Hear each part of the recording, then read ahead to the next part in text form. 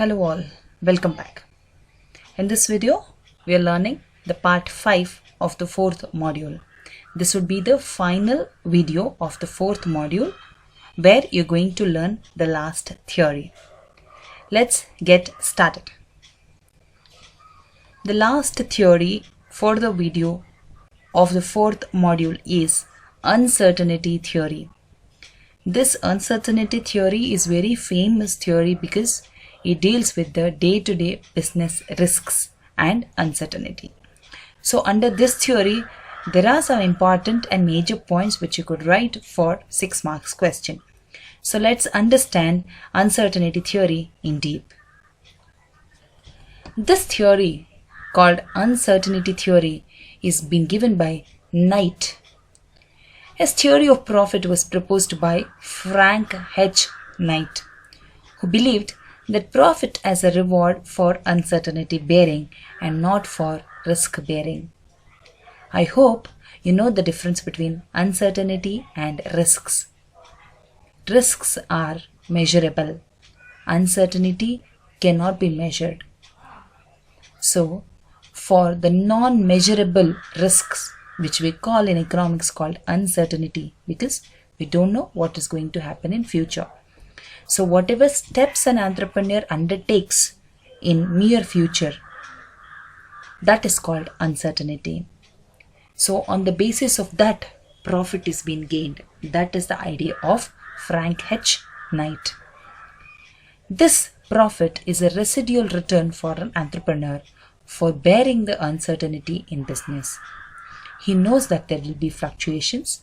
He knows that there will be competition. He knows that there will be uncertainty in the business. But then also, he take a major step of running a business in the uncertain condition. That itself is the reward for the entrepreneur in terms of profit. According to Knight, there are 2 types of risks. One is foreseeable, which is avoidable with insurance. The other one is unforeseeable, which is not avoidable with insurance. So, here he explains about unforeseeable risks, which we call it as uncertainty. So, in the other words, we can call that as a non-insurable risk because with insurance you can't cover those risks. What are those risks which you can't cover or can't have an insurance? Those risks are being mentioned in 4 categories here. The first one is risks due to competitor. I have lots of competition for my product, so can I go for an insurance? No, I can't. So that's the risk due to competitors.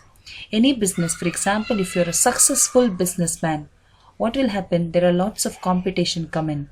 There are lots of producers who come and want to produce the same good which you are producing because you're getting better returns on it. These kind of risks can't be avoidable or can't be covered with the insurance. So that risk is called risk due to competitors.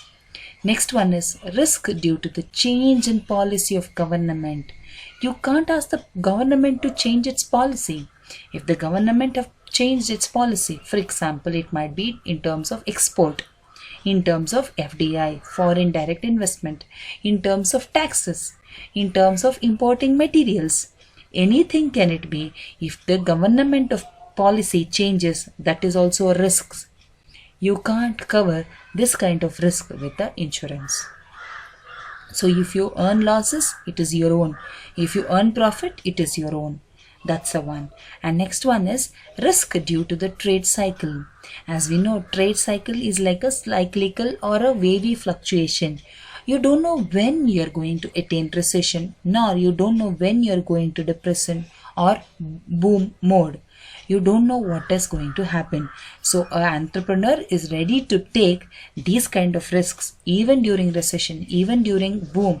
He will not avoid or stop his production. He will continue his production. That kind of unforeseeable risks or non-insurable risk is the one which is rewarding him the profit. Next is risk due to the technological change. As we know, the technology changes every day, every minute and every second. When these kind of technological advances happen, you don't know what kind of risk you must undertake. But an entrepreneur with a higher notion of taking risk or unforeseeable risk, he will get the profits. That kind of profit for the uncertainty is the one which is giving the profit for an entrepreneur. So if any firm fails to adjust for the change in technology, they're adamant, they don't change in technology, they don't upgrade themselves, then it is called a risk for them.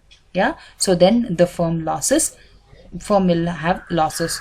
So a risk of these four, the first one is risk due to competitors, risk due to change in government policies, risk due to trade cycle, risk due to technological change. These four are the risks which will gain or give the reward of profit for the entrepreneurs.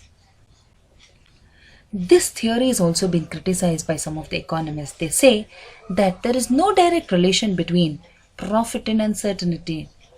Profit is not only gained for uncertainty bearing, but also for the innovation, but also for the continuous production or for the continuous upgradation of the products. So they say that it is not meant only because of uncertainty an entrepreneur will get profits.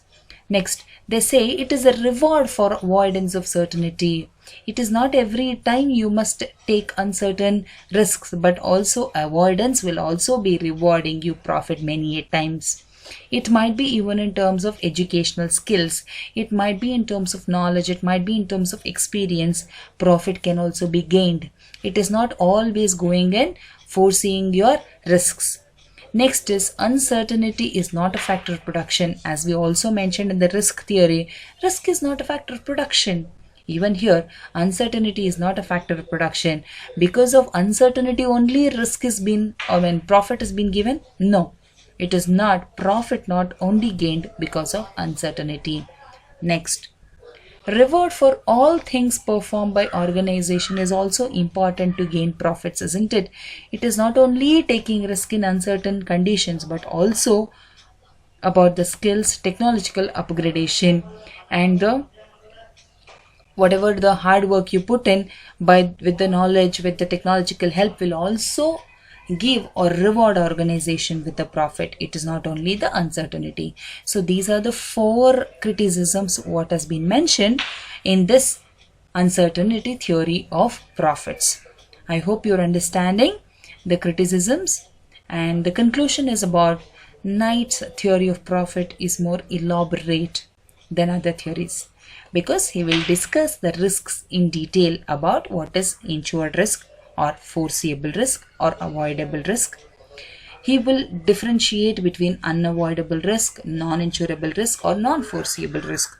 So this theory is more elaborate because it combines the conception of risk and the economic change, and also the role of business ability. As a businessman, what kind of uncertainty you must face is being given in this theory.